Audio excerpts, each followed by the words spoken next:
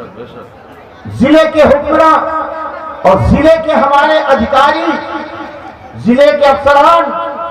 وہ جب بارگاہ غازی میں اپنی عقیدت و محبت کا نذرانہ لے کر پہنچتے ہیں تو ہاتھ جوڑ کر دور سے عرض کرتے ہیں بابا آپ کے ضلع میں آیا ہوں، آنا میرا کام تھا، اب لاج رکھنا غازی آپ کا کام ہے۔ اور بڑے اچھے انداز میں یہاں پر سارا کام بھی کرتے ہیں اور نکل بھی جایا کرتے ہیں۔ الحمدللہ یہ صاحب آستانہ کا فیضان ہے، یہاں پر ہندو مسلم سکھ عیسائی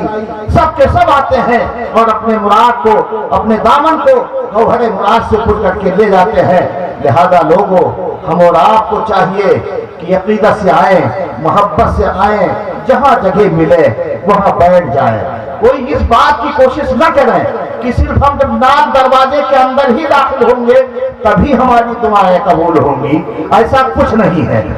جہاں پر بیٹھ جائیں، ان کے دیار میں آپ آ گئے، سمجھ لو حاضری آپ کی قبول ہو گئی۔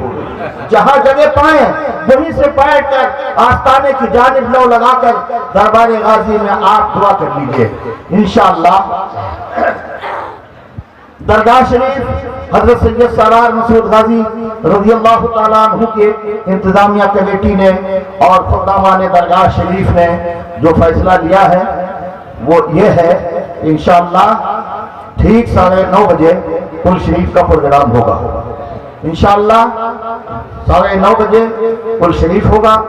کیونکہ 10 بجے ہمارا قومی تہوار یوم جمہوریہ ہند بھی ہے۔ ہم امن و شانتی والے لوگ ہیں، امن کا پیغام دینے والے لوگ ہیں، ملک سے محبت رکھنے والے لوگ ہیں،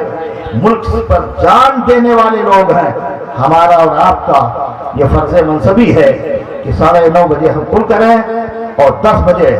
قومی پرچم، ہندوستان کا جھنڈا لہرائیں، تاکہ ہم وطن پہ بھی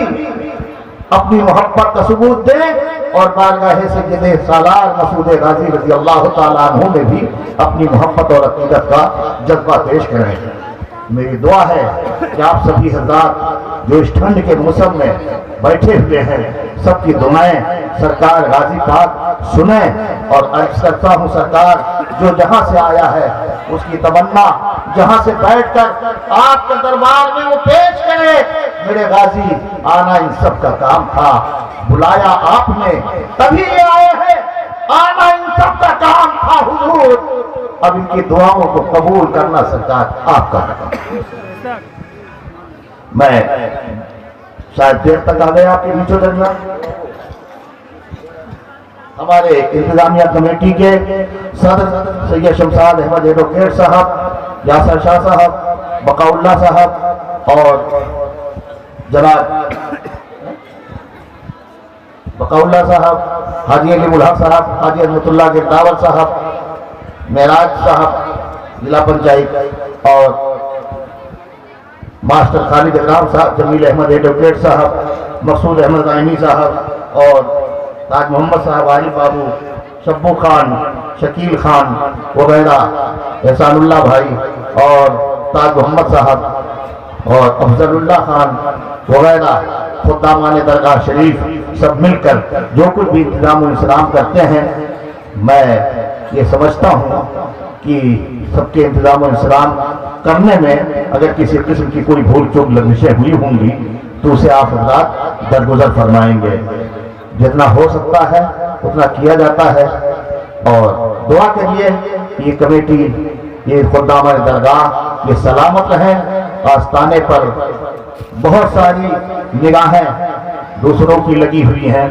لہذا آستانے کو غازی سرکار کے آستانے کو اللہ سلامت رکھے، اور ان کے قدموں میں ہم سب کو جس طرح سے جگہ دیا ہے اسی قدم میں ہم سب کو رہنے کی اللہ توفیق رفیق عطا فرمائے۔ میں گزارش کروں گا علامہ مفتی سہیل اختر مصباحی صاحب قبلہ کو کہ وہ تشریف لائیں، منبر نور پر مائک پر تشریف لائیں اور مختصر سا بیان فرما کر اپنے حصے کی سعادت حاصل کریں۔ حضرت شہزاد رسول، فرزند بطول، گلشن زہرا کے مہکتے ہوئے پھول یعنی آل رسول سرکار شعیب الاولیاء کے شہزادے حضرت علامہ الحاج شاہ مفتی اسکالر مفتی عبدالقادر صاحب اللہ علوی مدذلہ العالی قیام گاہ پر قیام رکھتے ہیں، اور دفتر کے اوپر انشاءاللہ صبح حضرت کا بیان ہوگا، آپ بیان سماعت فرمائیں گے، اور ان کے فرزند ارجمند حضرت علامہ مولانا محمد آصف صاحب اللہ ازہری مدذلہ العالی، ان کا بھی خطاب ہوگا۔ ہماری شاہی مسجد کے خطیب و امام حضرت علامہ مولانا ارشد القادری صاحب کا بھی خطاب ہوگا،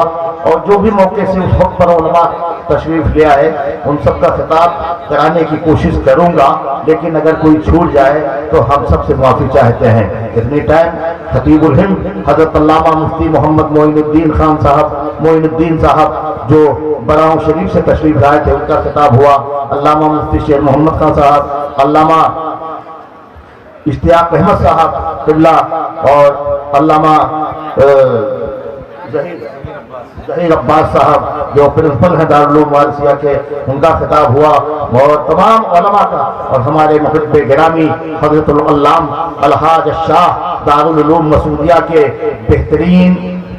خیر خواہ اور علم بردار، اس سے محبت و عقیدت رکھنے والے، اور دارالعلوم کی شاخیں ممبئی تک پہنچانے والے، ممبئی میں اس کی جڑیں جمانے والے ہمارے جناب